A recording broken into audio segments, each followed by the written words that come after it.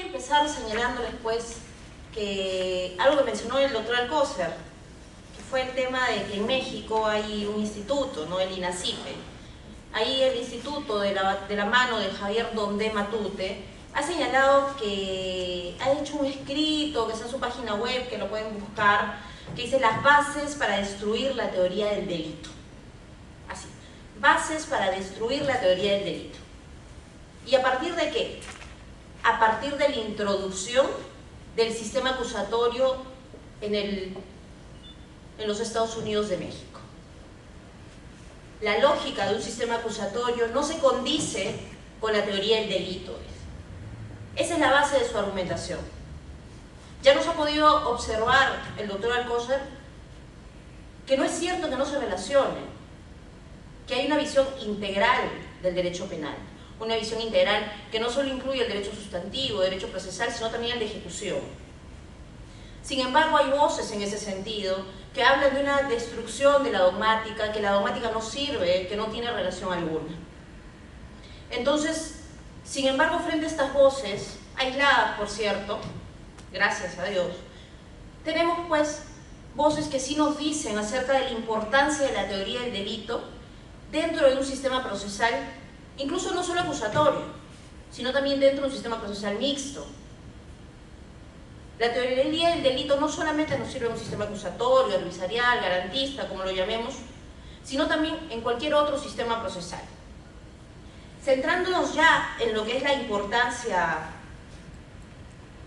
de la teoría del delito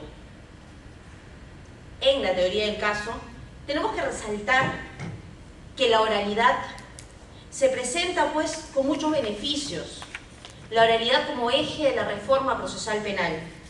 Acá vemos pues que la oralidad permite un debate público, y ese debate público va a permitir que se materialicen otros principios. Sin la oralidad no podemos hablar, por ejemplo, de contradicción. ¿Qué clase de contradicción hay con el papel? ¿Qué clase de contradicción hay con la escrituralidad? Sin oralidad no hay contradicción. Sin oralidad no podemos hablar de inmediación. Nuevamente, el papel no se ruboriza, el papel aguanta todo. Sin oralidad no podemos hablar de publicidad. ¿Qué público va a hacer un juicio que es escrito? Entonces vemos que la oralidad pues tiene múltiples beneficios. Además, la oralidad se presenta como una herramienta socialmente útil. ¿Por qué? Porque va a permitir procesos y resultados más transparentes. Y estos procesos y resultados más transparentes hacia la población va a permitir la legitimación del sistema penal. Va a permitir que el ciudadano de a pie no vea pues al sistema penal como que es un ente persecutor o un ente que no lo protege, sino va a haber que dar respuestas adecuadas, respuestas eficientes, respuestas rápidas. Eso nos permite la oralidad. Sin embargo, ya hemos visto y se está viendo con la experiencia de la aplicación progresiva del Código Procesal Penal que hay problemas, que hay un déficit de oralidad. Ese déficit de oralidad se presenta por una debilidad en el conocimiento, manejo y uso de las técnicas de litigación oral. ¿Qué sucede, por ejemplo, en audiencias? A veces el juez tiene que dejar su posición imparcial, su posición de tercero, e instruir a las partes en objetar. Tiene que instruir a las partes y usa demasiado, por ejemplo, el recurso de la prueba de oficio, el recurso de ser quien interrogue, cuando en realidad tienen que ser las partes. ¿Por qué? Porque definitivamente no hay un manejo a veces de los sujetos y ellos, en aras de suplir esa falta de manejo en las técnicas, se superpone a la posición de las partes. ¿Qué soluciones podemos tener frente a estos déficits de oralidad? Se habla muchas veces de soluciones legislativas y soluciones de gestión. Las soluciones de gestión van por el tema de un presupuesto, ¿no? No tenemos presupuesto suficiente para poder dar un servicio adecuado. No hay suficiente cantidad de fiscales. Acá veo gente yo de anticorrupción, por ejemplo, que ya están aplicando que en Lima el nuevo código, y ellos no me dejarán mentir que cuántas carpetas fiscales tiene a cargo cada fiscal en su despacho, o ¿O cuántas veces archiva liminarmente y la Fiscalía Superior les dice, a pesar que no hay indicios, a pesar que el hecho es atípico, abre investigación y se sobrecargan? No tienen los medios, a veces se les cruzan las audiencias, porque toda esa audiencia ahora es el código, ¿no? Se les cruzan las audiencias, y eso solo en un punto de vista fiscal. Entonces, es un problema en la gestión. Ese problema de gestión, ¿cómo se puede ir de alguna manera solucionando? Con una maximización de los recursos con los cuales cuenta. Sin embargo, ahí no se agota la solución al déficit. También la solución o los problemas de esos déficits los vemos a nivel legislativo. Tenemos un Código Procesal Penal que lo denominamos acusatorio, garantista, adversarial. Sin embargo, dentro de la regulación de este código encontramos que el juez muchas veces puede resolver fuera de audiencia. Por ejemplo, en las excepciones, tiene 2 días.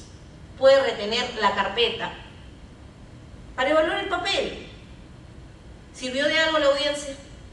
Si se va a quedar todo un día con la carpeta. Si va a resolver después de 2 días. No resuelve al instante. El código se lo permite.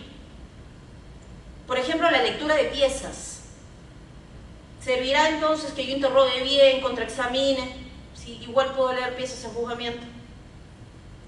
La formación del expediente. Con la regulación que hay, casi todo va a pasar a expediente. Casi toda la carpeta pasa a expediente. Y el juez del juzgamiento va a poder conocer.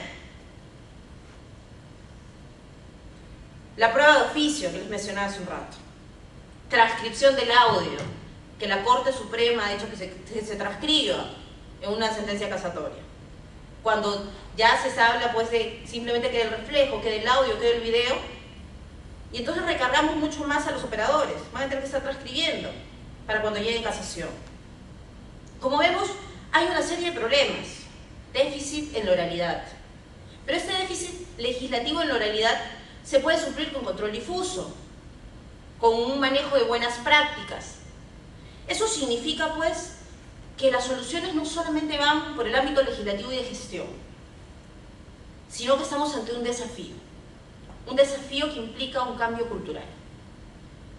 Y esto nos lleva a preguntarnos cómo se enseña el derecho, cómo se enseña el derecho penal.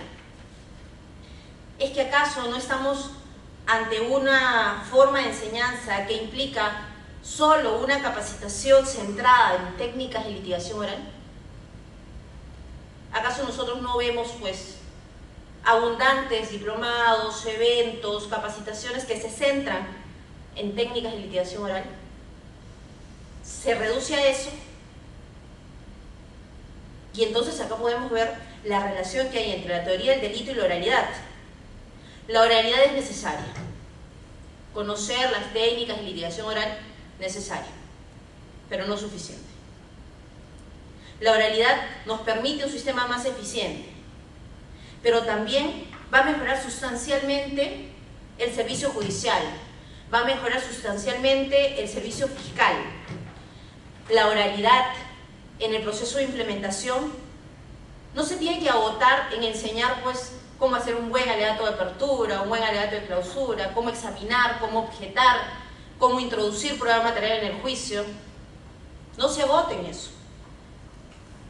Debe extenderse en el uso y manejo de las herramientas de la dogmática penal. Esa debe ser la relación que tiene que tener la oralidad con la dogmática penal. Porque el debate contradictorio, ¿acaso solo puede centrarse en las cuestiones fácticas? ¿Acaso solamente debe centrarse en los hechos? ¿Acaso si yo pruebo los hechos significa necesariamente que ya está probado lo jurídico, que hay esa consecuencia jurídica aplicable? Si no se sabe dogmática, se pierde. Y se pierde en calidad de argumentación. Y esa calidad de argumentación tiene relación y atenta contra la garantía de la debida motivación de resoluciones judiciales.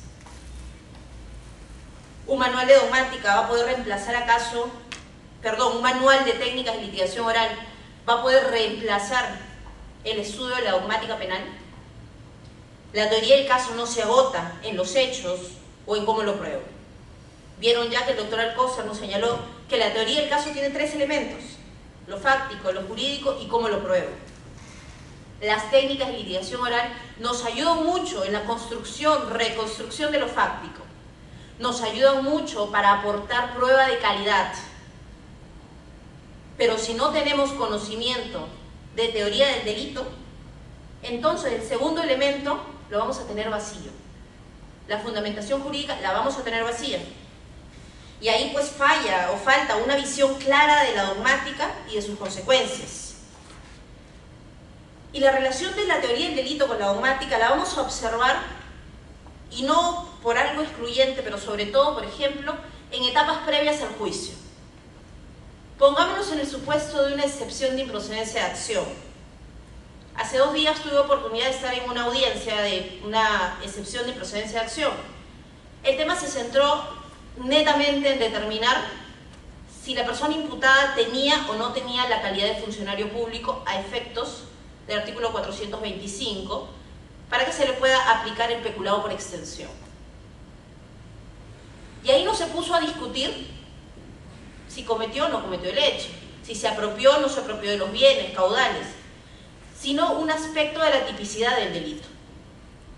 Y ahí tuvo mucho que ver la dogmática, no las técnicas de litigación oral. Yo no contraexaminé ni un testigo, yo no objeté, hice un alegato, sí, pero más que alegato, tuve que explicar los elementos del peculado por extensión, de la calidad de funcionario público.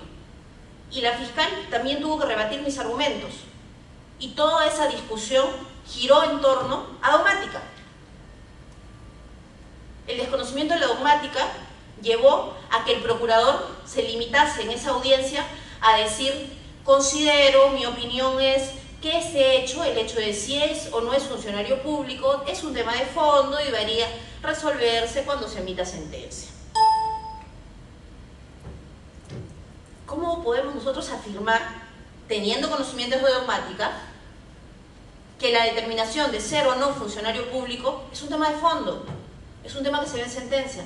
No, si la excepción de improcedencia de acción precisamente tiene como fundamento o tiene 2 aristas que te dice que el hecho no constituye delito o que no sea justiciable penalmente. Pero el desconocimiento de dogmática llevó a que el procurador no pueda afirmar más que eso en la audiencia. Y luego en la dúplica, cuando me tocó refutar lo que dijo la fiscal y lo que dijo el procurador, y cuando le tocó la refutación al procurador, y fue en el sentido que les explico, le volvieron a dar derecho a que pueda decir algo. No tengo nada que decirle, por desconocimiento dogmático. Y no por falta de técnicas de litigación oral. Yo a ese procurador lo he visto en juicios. Lo hace muy bien, interroga incisivamente, a veces mucho mejor que el fiscal. Pero en esa audiencia, el procurador no sumó. Al contrario, restó. Entonces vemos que no se debe convencer al juez, o el proceso no se limita a convencer al juez de una verdad, sino que esta verdad tiene consecuencias jurídicas. Y bueno, porque queremos darle también un poco de espacio para preguntas, quiero terminar solo con una frase que me llamó mucho la atención y que resume lo que les he venido comentando. El reto de la capacitación para la litigación oral pasa por la capacitación en dogmática penal. Dino Carlos Caro Coria, resaltando la importancia de la relación entre dogmática y el nuevo modelo procesal penal. Gracias.